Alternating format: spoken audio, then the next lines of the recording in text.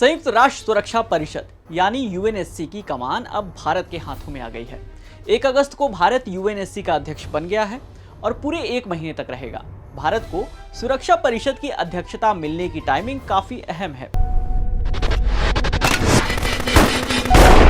कश्मीर में आर्टिकल 370 को हटाने के 2 साल भी 5 अगस्त को पूरे हो रहे हैं और इसी महीने में हम अपना 75वां स्वतंत्रता दिवस भी मनाएंगे। ऐसे में सुरक्षा परिषद में भारत की अध्यक्षता पर पूरी दुनिया की नजर है। 9 अगस्त को नरेंद्र मोदी भारत के पहले ऐसे प्रधानमंत्री होंगे जो यूएनएससी की बैठक की अध्यक्षता करेंगे। तो आज के इस वीडियो में हम सुरक्षा परिषद, इसके काम करने के तरीके और भारत को इसका अध्यक्ष क्यों बनाया गया है, इन सभी विषयों को समझने की कोशिश करेंगे। तो ये यूएनएससी है क्या?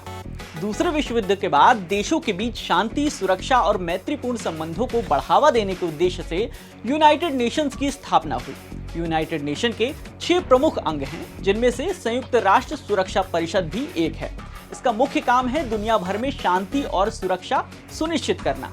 सुरक्षा परिषद की पहली बैठक 17 जनवरी 1946 को हुई थी। गठन के समय सुरक्षा परिषद में 11 सदस्य थे, जिसे 1965 में बढ़ाकर 15 कर दिया गया, जिनमें 5 स्थायी और 10 अस्थायी सदस्य हैं। स्थायी सदस्यों में अमेरिका, ब्रिटेन, फ्रांस, रूस और चीन शामिल हैं।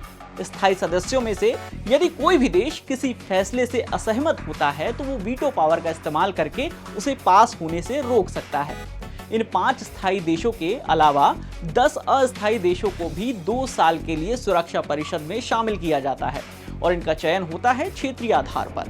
इसमें अफ्रीका और एशियाई देशों के लिए 5 सीटें हैं, पूर्वी यूरोपीय देशों के लिए 1, लैटिन अमेरिका और कैरिबियाई देशों के लिए 2 और 2 सीटें हैं पश्चिमी यूरोपीय और अन्य देशों के लिए।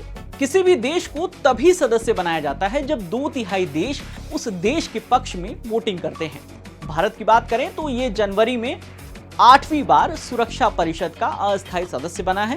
पिछले साल जून में हुई वोटिंग में भारत को 192 में से 184 वोट मिले थे।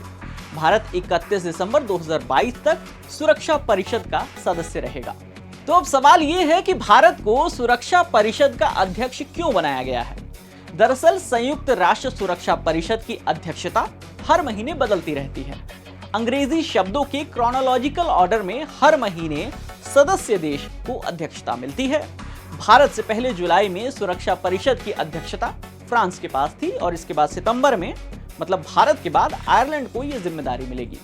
इस हिसाब से अपने 2 साल के कार्यकाल में भारत 2 बार सुरक्षा परिषद का अध्यक्ष बनेगा। एक और महत्वपूर्ण सवाल कि भारत अब तक यूएनएससी का स्थायी सदस्य क्यों नहीं बन पाया है? तो इसमें सबसे बड़ा रोड़ा है चीन। चीन के अलावा बाकी 4 स्थायी सदस्य देश भारत को सुरक्षा परिषद का स्थायी सदस्य बनाने पर अपनी सहमति जता चुके हैं, लेकिन चीन अलग अलग बहानों से हर बार भारत की स्थायी सदस्यता का विरोध करता रहा है। जैसे भारत के अलावा जापान, जर्मनी और ब्राजील भी सुरक्षा परिषद का स्थायी सदस्य बनने का प्रयास कर रहे हैं। तो अब जब भारत यूएनएससी का अध्यक्ष बनने जा रहा है तो उसकी प्राथमिकताएं क्या होंगी? इस बारे में भारत ने कहा है कि वो सुरक्षा परिषद के अध्यक्ष के रूप में समुद्री सुरक्षा, शांति प्रक्रिया और आतंकवाद के खिलाफ लड़ाई पर प्रमुखता से ध्यान देगा। विदेश मंत्रालय के प्रवक्ता अरिंदम बागची का कहना है कि सुरक्षा परिषद के अस्थायी सदस्य के तौर पर भारत के 2 सालों के कार्यकाल के दौरान भारत की नीतियां 5 एस से निर्देशित होंगी। ये एस हैं सम्मान, संवाद, सहयोग, शांति और समृद्धि। तो ऐसे ही नॉलेज बढ़ाने वाले वीडियोस देखने के लिए जुड़े रहिए दैनिक भास्कर ऐप के साथ। शेयर और डाउनलोड करें दैनिक भास्कर ऐप।